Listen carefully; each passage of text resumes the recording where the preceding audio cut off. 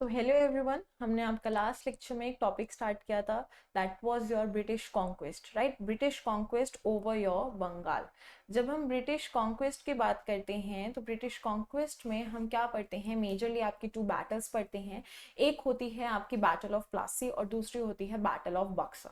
ठीक है, हम इन दोनों ही बैटल को साइमल्टेनियसली इस लेक्चर में कंपेयर करके चलेंगे, because most of the students क्या हो जाते हैं, कंफ्यूज हो जाते हैं कि दोनों बैटल्स कहीं ना कहीं सेम तो नहीं है। ठीक है, सो नहीं, दोनों बैटल सेम्स नहीं है। ठीक है, दोनों में ही बहुत ज़्यादा डिफरेंस होता है और दोनों के सिचुएशंस में भी, ठीक है, या फिर रीजन ऑफ जो बैटल है उसमें भी बहुत ज़्यादा हमें डिफरेंस जो है देखने को मिलता है। चलिए स्टार्ट करते हैं आपका बैटल ऑफ बक्सर। अब देखिए, जब हम बैटल ऑफ बक्सर की बात करते हैं तो बैटल ऑफ बक्सर जो है अगेन किसके बीच में पहली बात तो लड़ी गई? आपके Britishers versus Nawab of Bengal. It means कि एक चीज तो भाई कांस्टेंट थी कि जो बैटल हुई थी अगेन ब्रिटिशर्स के और नवाब ऑफ बंगाल के बीच में हुई थी। तो मेजर डिफरेंस क्या होता है कि लोग बदल जाते हैं। पहले जिन लोगों ने बैटल की, पहले जो बैटल का रीजन था, ठीक है, वो अलग था। अब जो बैटल का रीजन है कहीं ना कहीं वो क्या है, बहुत ही ज्यादा अलग हो जाएगा। ठीक है, चलिए देखते हैं। अब यहाँ पे कंपेयर करते चलेंगे हम लोग प्लासी की बैटल को, ठीक है, और आपकी किसकी, बक्सर की बैटल को। चलिए, जब मैं बैटल ऑफ बक्सर की बात करती हूँ तो बैटल ऑफ बक्सर में कि हम लोग क्या देख रहे हैं आपका मेजरली कि ब्रिटिश ईस्ट इंडिया की तरफ से कौन आ रहा है? हेक्टर मुनरो आ रहे हैं। ठीक है, बक्सर के युद्ध में ब्रिटिशर्स की तरफ से कौन आ रहा है? आपके हेक्टर मुनरो आ रहे हैं। वहीं मैं बैटल ऑफ प्लासी की बात करती हूं तो यहाँ पे ब्रिटिशर्स की तरफ से कौन आए आपके? तो यहाँ पे आए थे रॉबर्ट क्लाइव। कौन आए थे? रॉबर्ट क्लाइव जो है आपके आए थे। यानी मेजर डिफरेंस पता लग जाता है कि वहां पे रॉबर्ट क्लाइव थे, यहाँ पे कौन है? आपके हेक्टर मुनरो है। अब रॉबर्ट क्लाइव थे कौन? तो ही वॉज गवर्नर। ऑब्वियस सी बात है, जो आपका बैटल होगी उसको कोई हेड करने के लिए कोई इंसान चाहिए, राइट? तो वो कौन थे? रॉबर्ट क्लाइव थे। अब यहीं पे हेक्टर मुनरो भी फिर आपके क्या हो जाते हैं? गवर्नर हो जाते हैं। ठीक है, चलिए उसके बाद बैटल ऑफ प्लासी जब हम बात करते हैं, वर्सेस तो नवाब ऑफ बंगाल ही थे, वो तो यहाँ पे भी है नवाब ऑफ बंगाल, राइट? बट यहाँ पे कौन है आपके? मीर कासिम है। यहाँ पे कौन आ जाते हैं? मीर कासिम जो है आपके आ जाते हैं as your Nawab of Bengal. यहाँ पे कौन थे? तो यहाँ पे थे आपके सिजाउद्दीन दौला। कौन थे? सिजाउद्दीन दौला थे। ठीक है, यानी मेजर डिफरेंस सबसे पहला क्या हो जाता है कि हाँ, बैटल हुई, दोनों ही बैटल बंगाल को कॉन्केस्ट करने के लिए। प्लासी में रॉबर्ट क्लाइव थे आपके ब्रिटिशर्स की तरफ से, यहाँ पे हेक्टर मुनरो है। ठीक है, बैटल ऑफ प्लासी की जब हम बात करते हैं तो बैटल ऑफ प्लासी में आपके नवाब ऑफ बंगाल कौन थे? तो वो सिजाउद्दीन दौला थे। बट यहाँ पे जब हम बात करते हैं तो वो कौन है? आपके मीर कासिम है। Is that clear? चलिए आगे बढ़ जाते हैं अब हम थोड़ा सा। देखिए, अब ये जो मीर कासिम थे इनके बारे में एक छोटी सी बात बता देती हूँ कि नवाब रहे हैं 1763 तक। ठीक है, इट मीन्स कहीं ना कहीं ये जो बैटल है ये भी आपके इसी 1763 में हुई थी। अब एक चीज देखिए, जब मैं बैटल ऑफ बक्सर की बात करती हूँ तो this battle of Buxar was like 1 versus 3। ठीक है, अब देखिए एक्चुअल में ये 1 वर्सेस 1 ही होनी चाहिए थी, तो ये 3 बनने का राज क्या था? देख लेते हैं। जब हम बैटल ऑफ प्लासी की बात करते हैं तो वो आपकी 1757 हुई थी। उस टाइम पे नवाब कौन थे? तो उस टाइम पे थे आपके सिजाउद्दीन दौला, राइट? कब? 1757 पे। चलिए, सिजाउद्दीन दौला जो हैं वो क्या करते हैं? आपकी इस बैटल को स्टार्ट करते हैं। ठीक है, मेजर रीजन क्या था बैटल का? तो that was your trade card, right? अब ट्रेड कार्ड क्या था? देखिए, मेजरली यही तो रीजन था आपका। As per the trade card ये कह दिया गया था कि जब भी ब्रिटिशर्स जो है बंगाल से क्या करेंगे? ट्रेड करेंगे, तो rather than paying tax each and every time, वो क्या करेंगे? एक ही बार पूरा सालाना टैक्स दे देंगे। अब जिससे हुआ क्या, जब वो नॉर्मली ट्रेड करते थे तो अराउंड हमें 50,000 रुपीज मिल जाया करते थे, राइट। अब जब वो नॉर्मल ट्रेड करे तो 50,000, बट जब बात आ गई है आपके सिर्फ ईयरली एक बार देने की, तब वो कितना देते थे, 3,000 देते थे।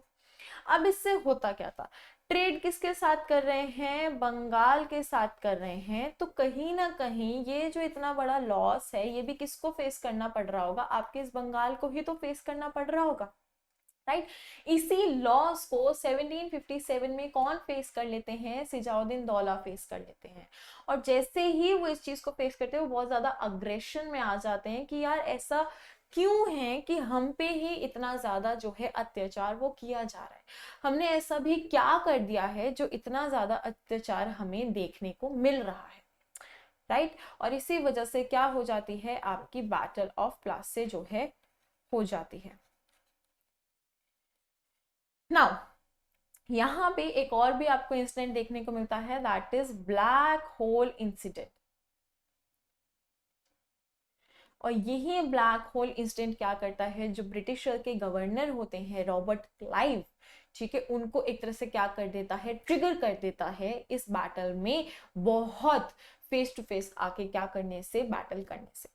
अब देखो होता क्या है, कहीं ना कहीं जो आर्मी होती है वो ज्यादा सिजाउद्दीन-दौला की होती है, इनके पास हथियार भी ज्यादा होते हैं, स्ट्रैटेजी भी अच्छी होती है, बट जीत कौन जाते हैं बैटल्स, तो वो आपके ब्रिटिशर्स जीत जाते हैं। क्यों जीत जाते हैं ब्रिटिशर्स, क्योंकि वो क्या बनाते हैं, एक अलायंस बनाते हैं। किसके साथ अलायंस बनाते हैं, मीर जो आपके जफर होंगे उसके साथ ये क्या बनाते हैं, आपका एक अलायंस बनाते हैं।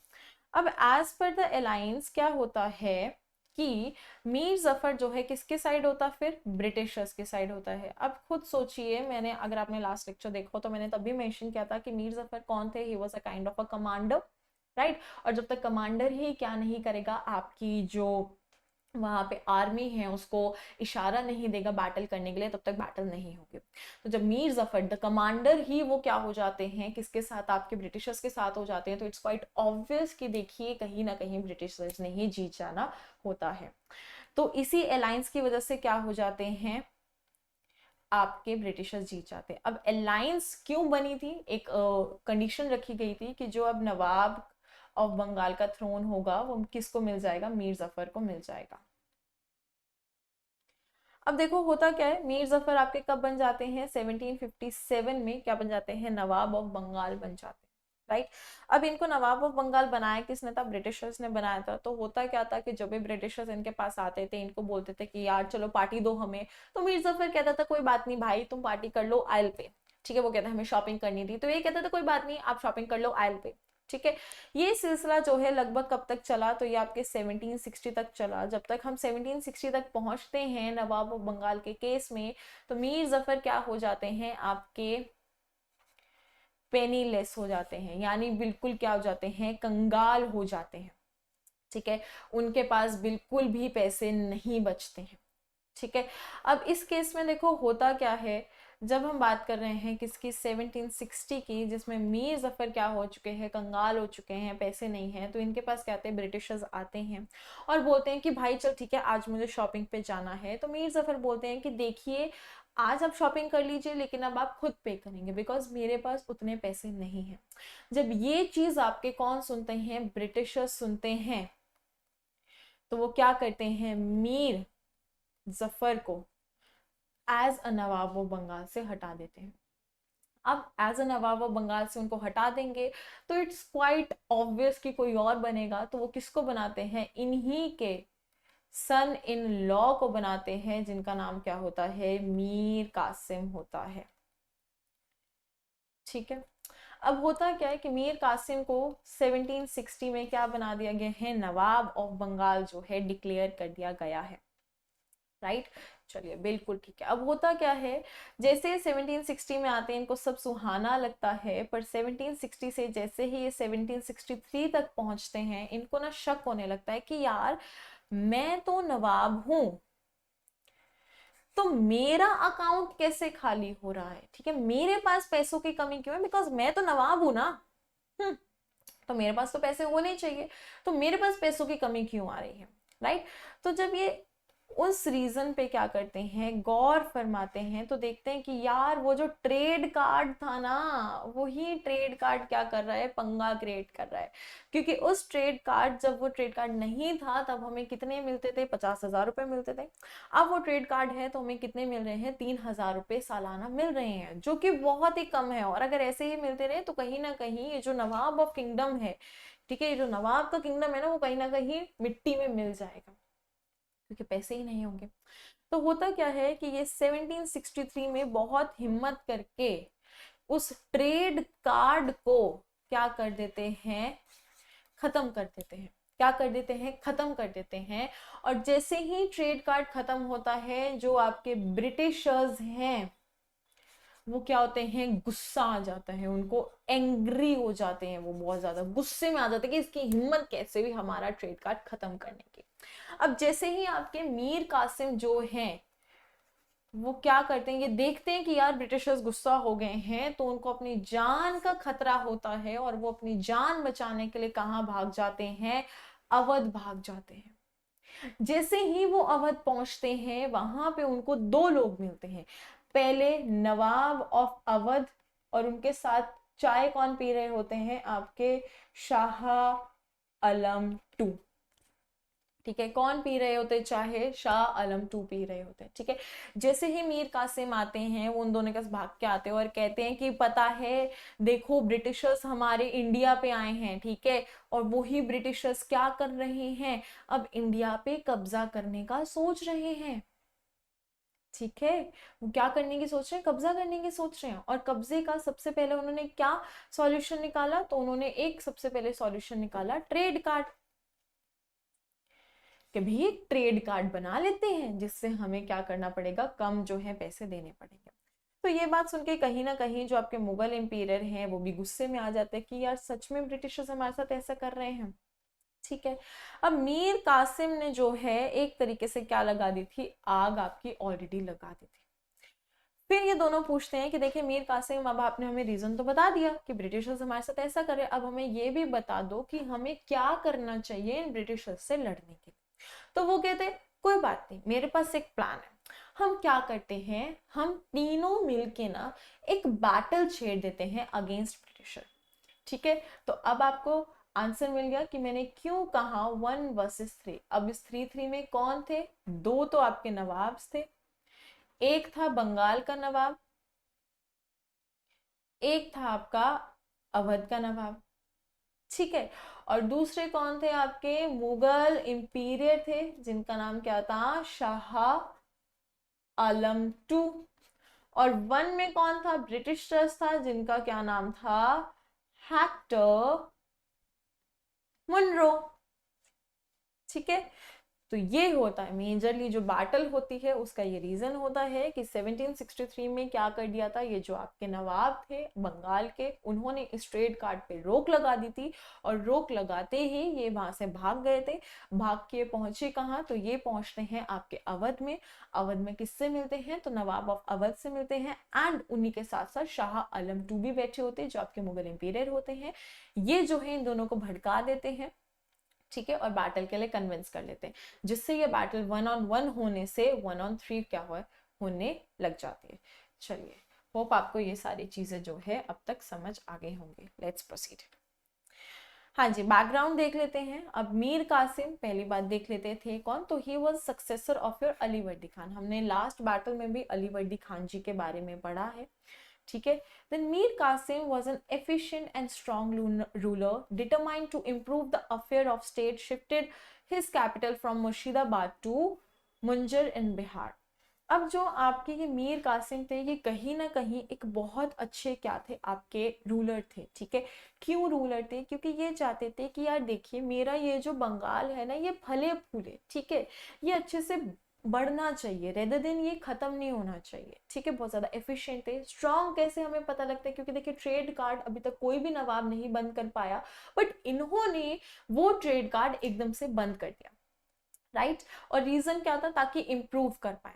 अब हमें एक तो प्रूफ ये मिलता है इनके स्ट्रॉन्ग होने का, एफिशिएंट होने का, डिटरमिन होने का, इंप्रूव करने का, कि इन्होंने क्या कर दिया था, ये जो आपका ट्रेड कार्ड था इस पे रोक लगा दी थी। ठीक है, उसके बाद हमें क्या देखने को मिलता है कि इन्होंने अपनी कैपिटल यानी जो आपके कैपिटल स्टेट होती है उसको शिफ्ट कर दिया था। पहले इनकी कैपिटल स्टेट क्या थी, तो वो मुर्शिदाबाद थी। ठीक है, इन्होंने मुर्शिदाबाद से कहाँ पे ले गए थे, तो बिहार में ले गए थे। कौन से ईयर में, तो 1762 में इन्होंने अपनी कैपिटल जो है एक जगह से दूसरी जगह क्या कर दी थी, शिफ्ट कर दी थी। चलिए, then he realized the importance of full treasury and an efficient army required to maintain his independence।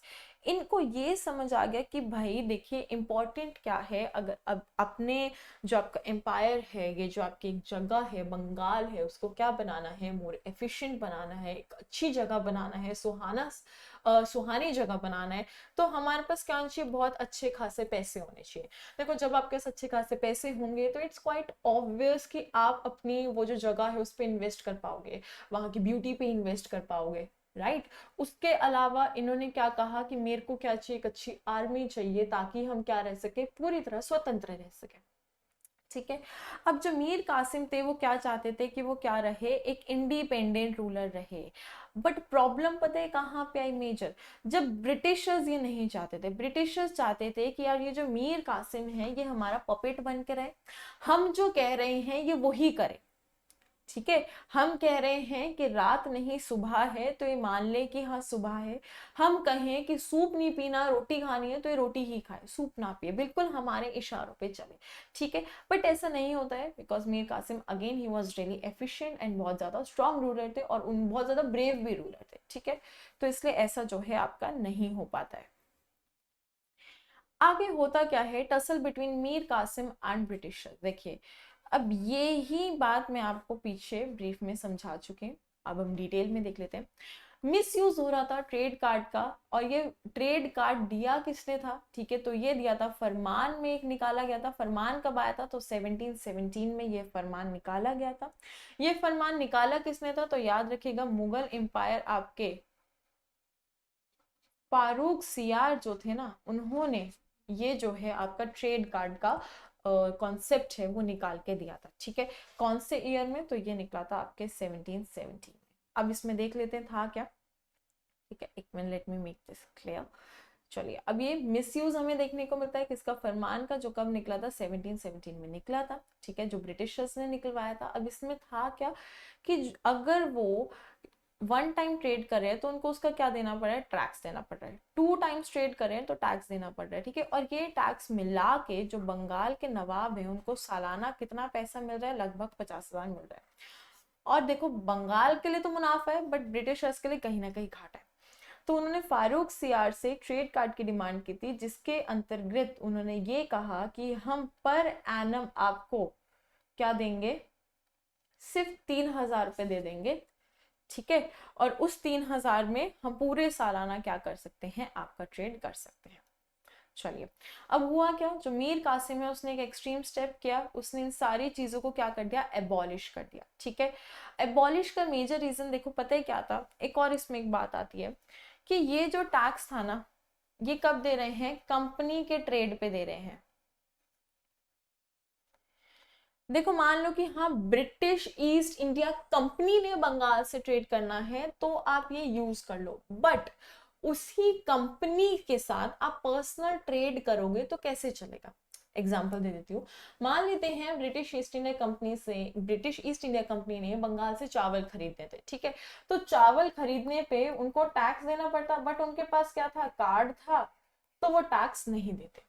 अब उसी टाइम पे जो आपके गवर्नर थे हेक्टर जी, मान लेते हैं कि उनका कोई फ्रेंड बंगाल में रहता है। ठीक है, तो हुआ क्या कि उस फ्रेंड ने ना, ठीक है, ये आप ऐसे समझ लो कि जो आपके वो हेक्टर थे उन्होंने ना कोई गिफ्ट भेजना था उनको, तो गिफ्ट भेजने वाला तो एक पर्सनल ट्रेड हो गया। तो उन्होंने क्लेवर प्ले किया, उन्होंने क्या करा कि चावल लेने तो ट्रेडर्स की गाड़ी जा ही रही थी, उन्हीं ट्रेडर्स की गाड़ी में क्या डाल दिया, अपना वो गिफ्ट भी डाल दिया। जिससे क्या हो गया, जब उनको टैक्स पे करने के लिए रोका गया तो उन्होंने कार्ड दिखा दिया और उन्होंने कहा कि देखिए हमारे पास कार्ड है और इधर जो भी सामान है वो सिर्फ ट्रेड का सामान है। जिससे क्या हुआ, ये जो पर्सनल ट्रेड हो रहा था, ये जो एक लौता ऐसा रीजन था जहां से पैसे मिल सकते थे, वो भी कहीं ना कहीं क्या हो जाता है, आपका खत्म हो जाता है। ठीक है, इसलिए भी कहीं ना कहीं इस जो आपका ट्रेड कार्ड है उसको खत्म करना बहुत ज्यादा जरूरी हो गया था। चलिए आगे चलते हैं।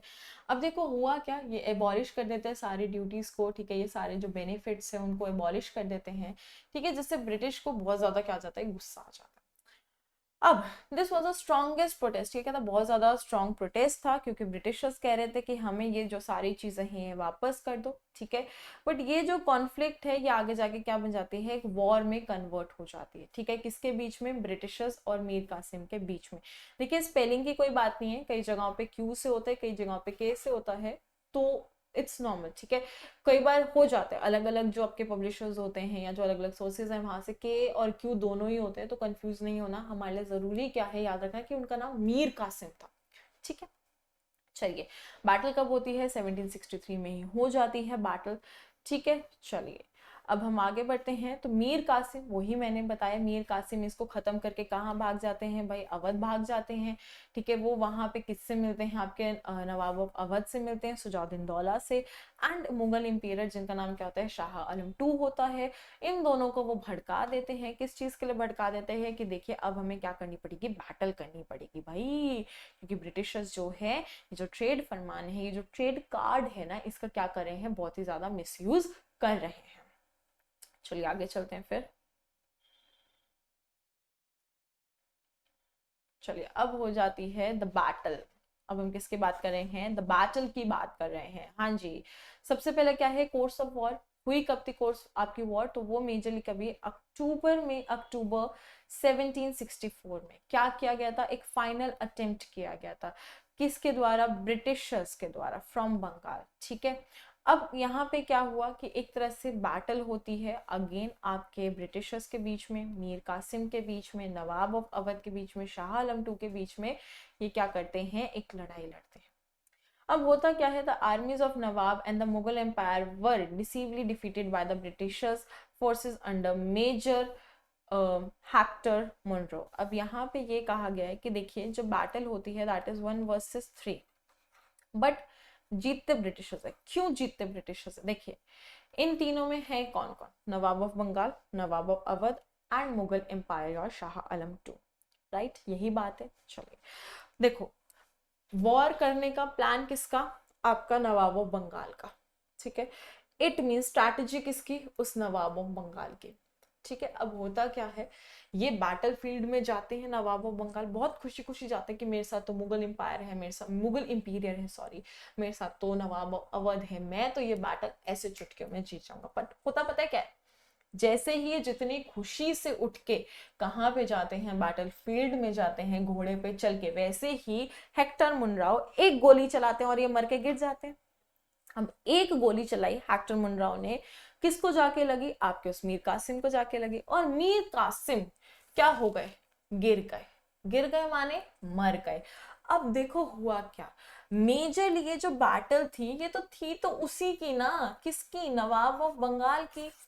ये तो अवध के जो नवाब थे और ये जो मुगल इंपीरियर थे ये तो बस उसको सपोर्ट कर रहे थे, ठीक है, क्योंकि स्ट्रैटेजी उसकी थी, वॉर उसकी थी। तो खुद सोचो कि यार जब जिसकी लड़ाई, जिसकी स्ट्रैटेजी, जब वो ही मर जाएगा तो बैटल होगी कैसे, राइट।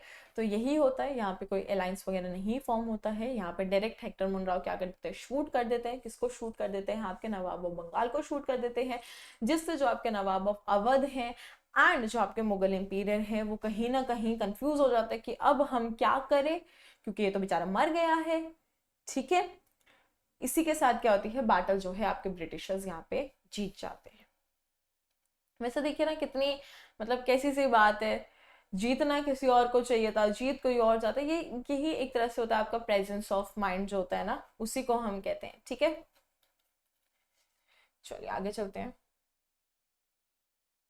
अब रिजल्ट क्या आता है, जब हम रिजल्ट की बात करते हैं तो ब्रिटिश पावर जो है ओवर बंगाल वो बढ़ जाती है, ठीक है। अगेन वो चाहते हैं कि जो बंगाल में रूल करेगा वो क्या रहे, एक पपेट नवाब रहे, ठीक है।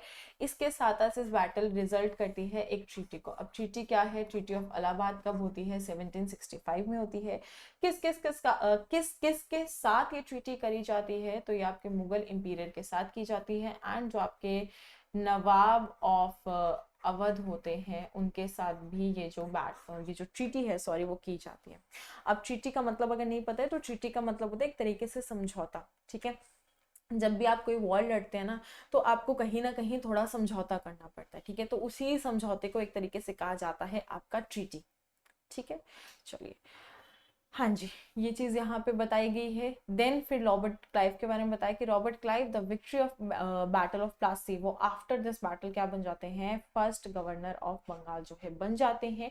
इसी से एसोसिएटेड जो हमारा क्या आता है next topic, that is your governor of Bengal.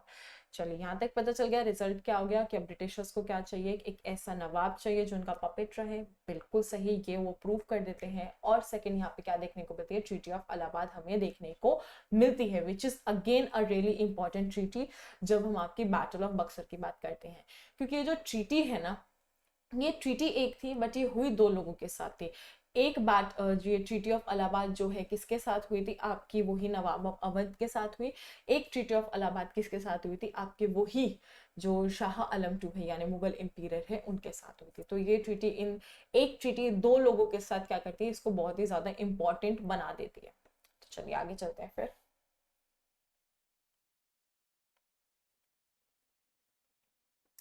हाँ जी, सिग्निफिकेंस यहाँ पे क्या होता है कि देखिए, जब हम बैटल ऑफ प्लासी की बात करते हैं, ठीक है, विच वॉज मोर ब्रिटिश के, इसमें क्या है कॉन्स्पिरेसी देखने को बात मिलती है हमें।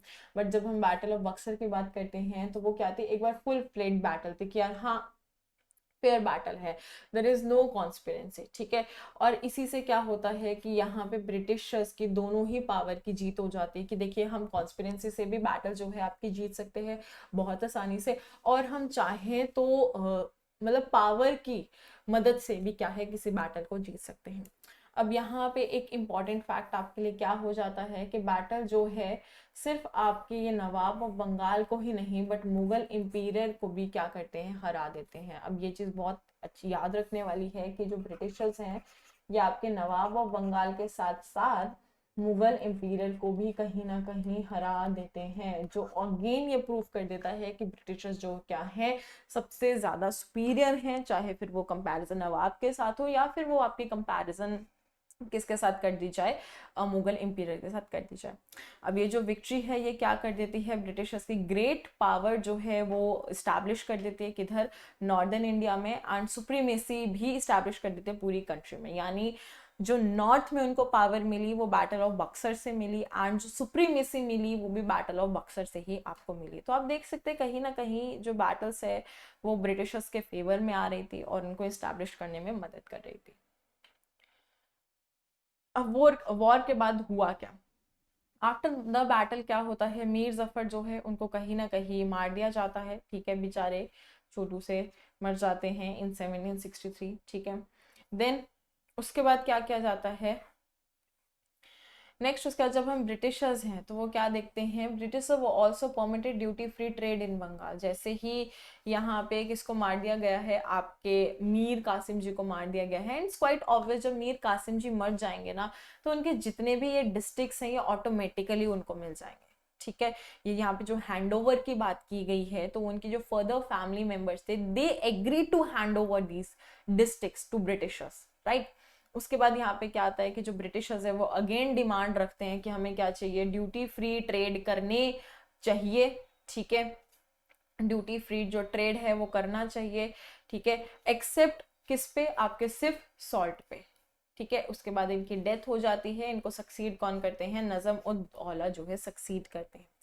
चलिए नेक्स्ट आ जाता है, how ever the real power of administration वो भी किसके पास है, ब्रिटिशर्स के पास ही है। अगेन जो आपके नजम, इनके जो बेटे होते हैं वो क्या साइन कर लेते हैं, ट्रीटी साइन कर लेते हैं किसके साथ, आपके जो ब्रिटिशर्स हैं उनके साथ ट्रीटी साइन कर लेते हैं, ठीक है, जिसमें वो क्या करते हैं 53 लाख रुपीस जो है देने की बात कर लेते हैं कि जो भी आपके एवरी न्यू सक्सेसर आएंगे उनको क्या देने पड़ेंगे, लगभग आके 53 लाख रुपीस जो है आपको देने पड़ेंगे, ठीक है। 1772 में क्या देखने को मिलता है कि जो आपके ब्रिटिशर्स हैं वो कंप्लीटली एंड कर देते हैं, ठीक है, इस नवाब के चार्जेस को और ख़त्म करके सारा कैप्चर कर लेते हैं, ठीक है। ये जो आपका एडमिनिस्ट्रेशन हो गया, चाहे जस्ट म्युनिसिपल कॉर्पोरेशन, जो भी डिपार्टमेंट्स हमें देखने को मिलते हैं आज के टाइम पे, उन सबको ब्रिटिशर्स क्या कर लेते हैं, कैप्चर कर लेते हैं basically after this major war, ठीक है।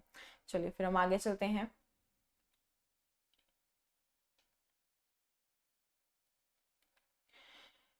फिर आ जाती है सबसे इंपॉर्टेंट बैटल ऑफ बक्सर की ट्रीटी, जब हम बात करते हैं, ठीक है।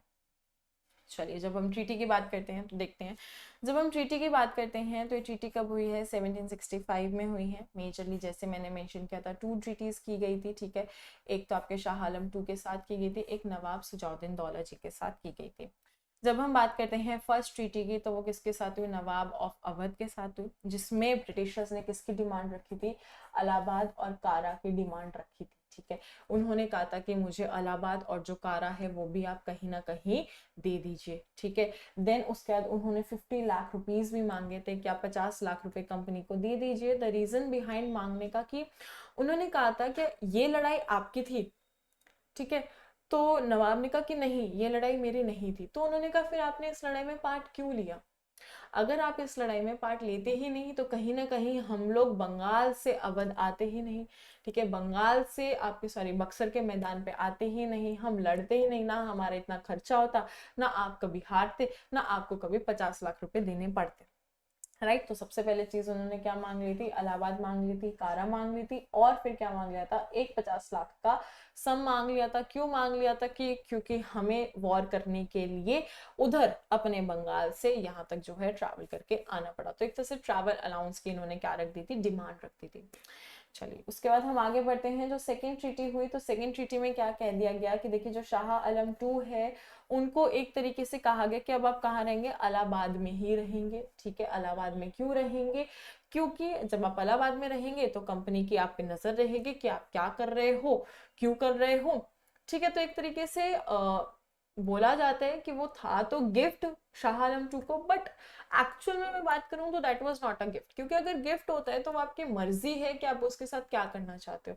बट यहाँ पे इनको इलाहाबाद दिया तो सही, बट एक कंपल्शन के साथ दे दिया कि देखिए आपको यहाँ पे रहना ही पड़ेगा, ठीक है। तो वो बात आ जाती है। उसके बाद क्या देखने को मिलता है कि जो आपके दीवानी ऑफ बंगाल है, बिहार है, उड़ीसा है, उनसे भी क्या ले लिया जाता है, कंपनी के लिए एक तरह से लीज ले ली जाती है, ठीक है। पैसे ले लिए जाते हैं 26 लाख रुपए, ठीक है। फिर आगे जाके 53 लाख रुपीज जो है वो किसको दिए, 53 लाख रुपीज है वो भी दिए जाते हैं ब्रिटिशर्स को बाय और मुगल इंपीरियर, ठीक है। मेनली किया क्या ब्रिटिशर्स ने इस वॉर से, पैसे बहुत सारे इकट्ठा किए, और वो पैसे सारे किधर इन्वेस्ट कर दिए, आपके जो ब्रिटिश आर्मी है उसकी मतलब क्या कहते हैं उसके मेंटेनेंस में कहीं ना कहीं खर्च कर दिए, ठीक है। सो ये चीटी बहुत इंपॉर्टेंट होती है कि किन किन के साथ हुई, क्यों हुई, ठीक है। क्या क्या किसी को कॉम्प्रोमाइज करना पड़ा, क्या कंपल्शन रही, तो वो आपको यहाँ पे देखने को मिलता है। चलिए विद दिस अब हम कहाँ पहुंच गए हैं, एंड ऑफ दिस लेक्चर पहुंच गए हैं कहीं ना कहीं। So thank you everyone, hope आपको ये बैटल ऑफ बक्सर जो है अच्छे से समझ आई होगी, बिकॉज ये जो बैटल है ना ये बहुत इंपॉर्टेंट है, ठीक है। चाहे मैं आपकी जब ब्रिटिश कॉन्क्वेस्ट की बात करती हूँ तो उसमें 2 बैटल्स पड़ते हैं, battle of Plassey and battle of Buxar, and ये दोनों ही बैटल्स ऐसी है जिसपे ना क्वेश्चंस जो है सबसे ज्यादा फॉर्म होते हैं, ठीक है। बहुत ज्यादा क्वेश्चन जो है इन्हीं पे हमें क्या देखने को मिलते हैं, ठीक है। कभी कोई ईयर पूछ लेगा आपसे, ठीक है। कभी कोई मेजर डिफरेंट पूछ लेगा कि यार ये जो ब्रिटिशर्स थे, ठीक है, आपके बैटल ऑफ प्लासी में कौन गवर्नर था, बैटल ऑफ फिर बक्सर में कौन गवर्नर था। तो ये चीजें हमें यहाँ पे देखने को मिलती हैं, विच इज रियली इंपॉर्टेंट। कई बार क्वेश्चन ईयर पे भी फॉर्म हो जाता है, कई बार क्वेश्चन रीजन पे भी फॉर्म हो जाता है, तो वो आपको एक बार देखना पड़ेगा, ठीक है। So thank you everyone and have a really nice day.